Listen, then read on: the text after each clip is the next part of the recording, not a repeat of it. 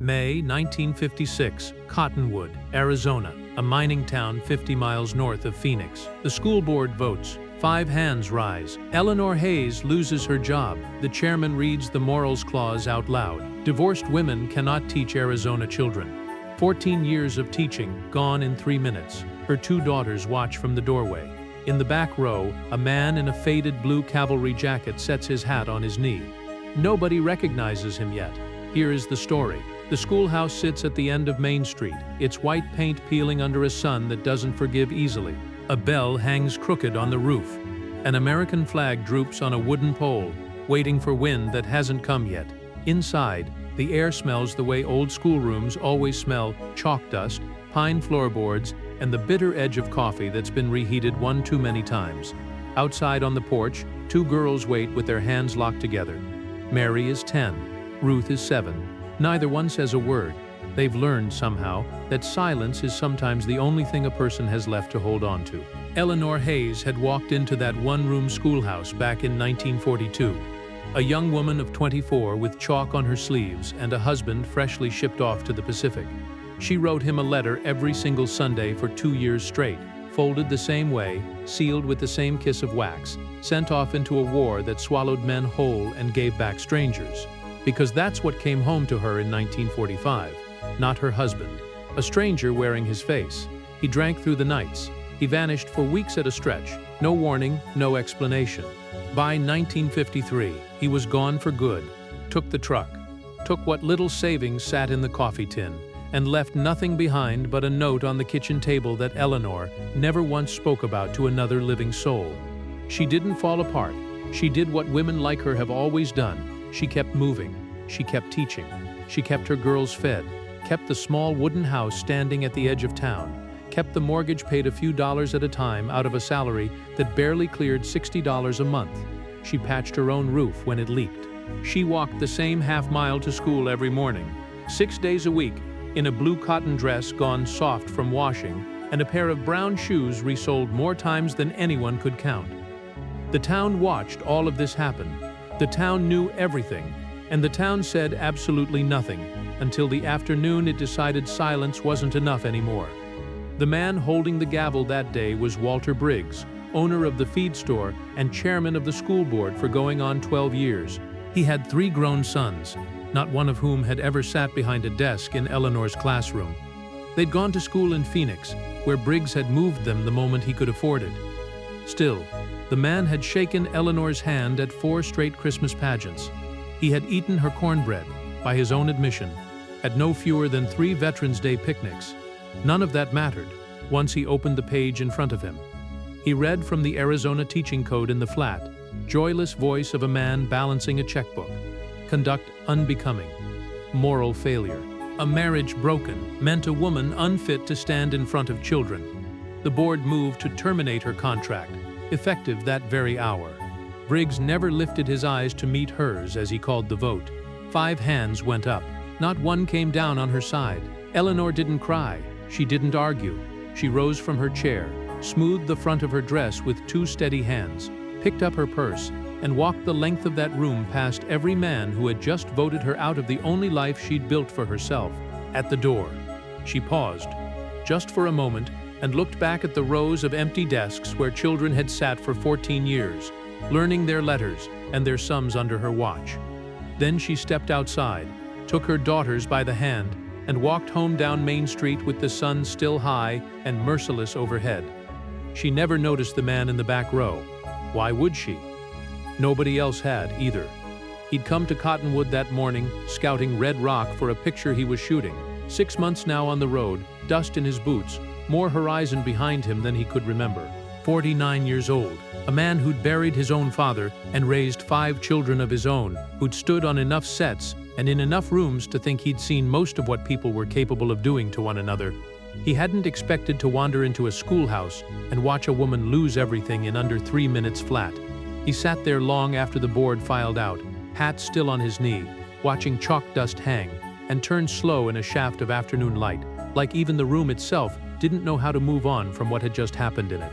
When he finally stood and walked out into the street, it was 5:30, and the sun hadn't given an inch. Main Street sat quiet, A couple of trucks parked outside the feed store. A man in coveralls leaned against a porch post, like he had nowhere particular to be. A dog stretched out asleep in the shade under the bench by the post office. He walked without hurrying, hat in hand, in no rush to be anywhere. At the corner by the old stone bridge, he caught sight of Eleanor and her girls heading toward a small wooden house on the edge of town. The younger one was crying. The older one wasn't. Eleanor just kept walking, eyes fixed straight ahead, holding both their hands like letting go wasn't an option she'd allow herself to consider. He didn't follow them. Instead, he turned the other way and walked toward the diner. Hollis's Cafe sat on the corner. 6 tables, a counter with stools bolted to the floor, and a coffee urn that, according to local legend, hadn't gone cold once since 1946. An older waitress named Doris was working the counter, pouring coffee for 2 miners hunched over their cups. He took the table by the window, ordered his coffee black, and didn't bother with food. Doris set the cup down without much of a look, and then she looked again, longer this time, like something had clicked into place behind her eyes. She didn't say a word. A few minutes later, she came back with a slice of apple pie he hadn't ordered and set it down in front of him without comment, then walked back to her post behind the counter. He gave her a small nod and started eating. At the counter, the 2 miners kept talking, paying him no mind at all. "Briggs finally did it," one of them said. "Should have happened years ago, if you ask me. She's got those 2 little girls, though. Made her own bed, way I see it." He kept eating, jaw tight, eyes on his plate. "My boy was in her class last spring. Won't be the same with somebody new. Won't be anybody come fall from what I hear. Board's already bringing a man down from Flagstaff. 80 a month, 20 more than she was ever paid. Funny how that works out, isn't it?" He set his fork down slow and didn't turn his head. Didn't raise his voice either. He just sat there looking out the window toward the schoolhouse at the far end of the street, like he was trying to memorize the shape of it. Doris came back to top off his coffee and leaned in close. "You're him, aren't you?" He looked up at her. "Don't tell anybody." She nodded once and walked away, and that was the end of it. If you've got a teacher like Eleanor somewhere in your own memory, the one who stayed late to help you puzzle through long division, the one who walked you home in a storm because nobody else would, the one who quietly disappeared from your life for reasons nobody ever explained to a child, drop her name in the comments below. Let's give her a moment she never got back then. He finished his coffee, left $3 folded under the saucer, and set his hat back on his head. Then he crossed the street toward the feed store. Walter Briggs was behind the counter, hunched over a stack of receipts, when the bell over the door rang. He looked up, and the moment he saw the cavalry jacket, saw the face underneath the hat, he went still as a man caught somewhere he shouldn't be standing. "Mr. Carraway." "Walter Briggs." "Yes, sir." He walked to the counter and set his hat down on a stack of feed sacks. "How long you been sitting on that school board?" 12 years. "And how long you known Eleanor Hayes?" A pause, longer than it needed to be. 16. "How long she been teaching in that schoolhouse?" 14 years. Took you 12 of them to find a reason to read that section out loud. Briggs didn't answer. There wasn't really an answer to give. "Where's she live?" Briggs swallowed hard and gave an address, the small wooden house at the edge of town. The man picked his hat back up, walked to the door, and stopped with his hand resting on the handle. "Walter?" "Yes, sir?" "You ate her cornbread at the picnic this year." A long silence stretched out before Briggs finally said, "Yes, sir." Then you knew exactly who she was.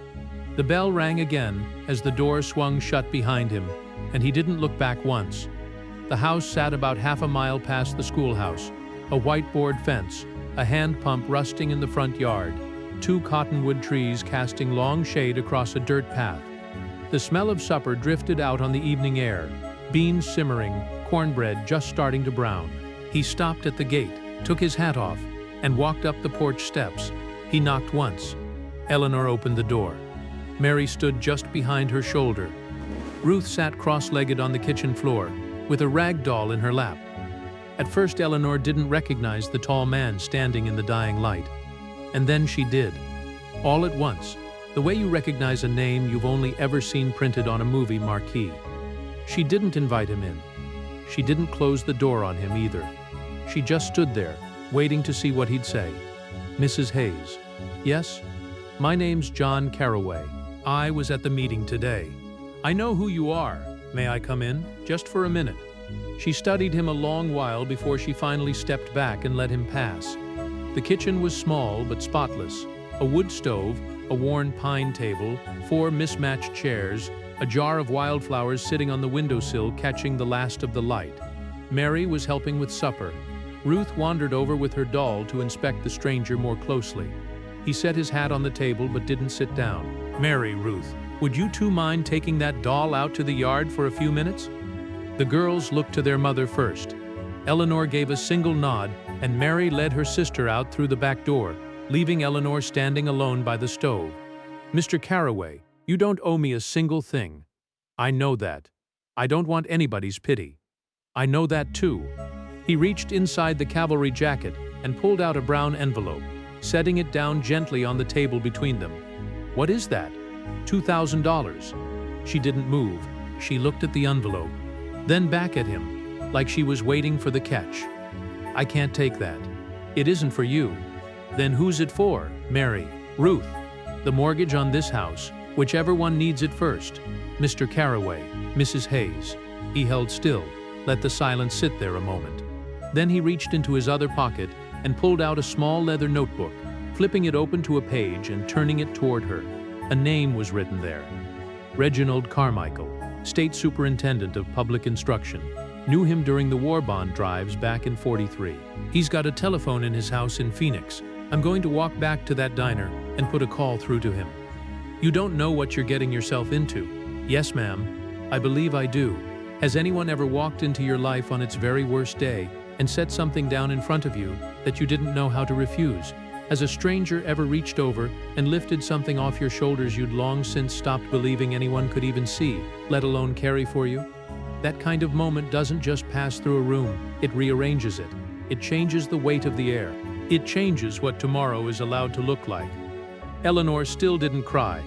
She picked up the envelope, held it carefully in both hands as though it might burn her, and then set it back down on the table. "Why?" He picked his hat back up. "Because I sat in that back row today and watched the whole thing happen, and I could have walked straight back to my truck and driven on to the next town like none of it ever touched me. I didn't."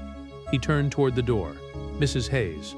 "Yes, there's a teaching position opening up in Prescott next month. 8th grade, $85 a month. And a house comes with it, 3 bedrooms, close enough to walk to the school. Carmichael will have it arranged by Friday." "How could you possibly know that?" "Because I'm about to ask him to make it true." He paused at the door, hat back on his head. "Mary and Ruth can walk to school together there. It's a safer town for the 3 of you." Eleanor sank into a chair, staring at the envelope, still sitting on her table. "Mr. Carraway." He waited. "Why are you really doing this?" He thought about that question for a long moment before answering. "Because somebody should have done it 12 years ago, and nobody ever did." He let himself out without looking back. He walked straight to the diner and used Doris's telephone behind the counter. The call to Phoenix lasted 4 minutes total. Reginald Carmichael picked up on the 3rd ring and listened without interrupting once. When he finally spoke, he said only a single word: "Done." By Friday morning, a letter from the Arizona Department of Education sat waiting on Eleanor's kitchen table.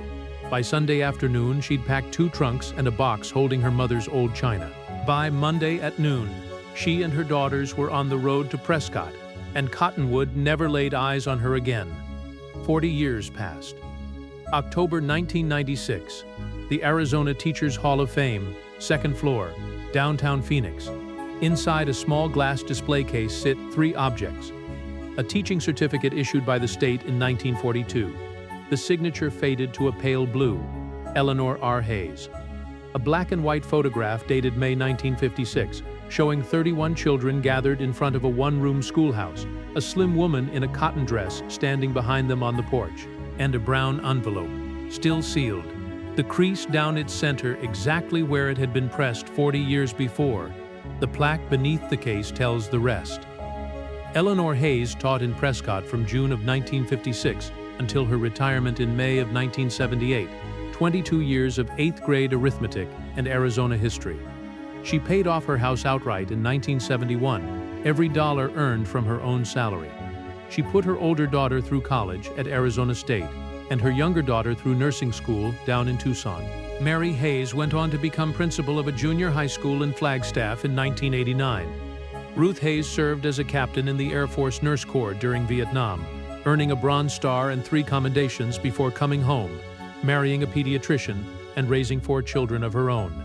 Eleanor passed away in March of 1990 at 87 years old. She was laid to rest beside her own mother in Cottonwood, the very town that had voted to take everything from her 34 years earlier. When her daughters cleared out her bedroom afterward, they found a worn Bible resting on the nightstand. Tucked between the pages of 1st and 2nd Corinthians was the brown envelope, seal unbroken, $2,000 never once spent. On the back, in Eleanor's own handwriting, was a single line, "Not mine to spend, mine to remember." 22 years in a classroom, 2 daughters raised on her own, a mortgage paid in full, a Bronze Star earned in Vietnam, a principal's office in Flagstaff, 8 grandchildren who never knew the half of what their grandmother had carried. All of it built on a teacher's salary that started at $85 a month, and a sealed envelope she never once needed to open, because money was never really the point of it. What she needed was simpler than that. She needed to know that on the worst afternoon of her life, somebody had seen her and chosen to act anyway. Reginald Carmichael wrote about that May afternoon decades later in a slim memoir about his years in public education. Just one sentence, buried on page 240. In the spring of 1956, an actor placed a long-distance call to me from a diner in a town I'd never heard of and asked me to do something a school board had refused to do. I did it. The actor never spoke of it publicly, not to a single reporter, not in any biography, not in any of the interviews where people asked him about the films he'd made that very year. He carried it quietly for the rest of his life and never once tried to turn it into a story about himself. The envelope, the certificate, and the photograph were donated to the Hall of Fame in 1991, given by Mary Hayes herself. The brass plaque beneath the glass was written by the museum's curator and approved, word for word, by both daughters before it ever went up on the wall. It closes with 5 short lines. He sat in the back row. He saw the vote.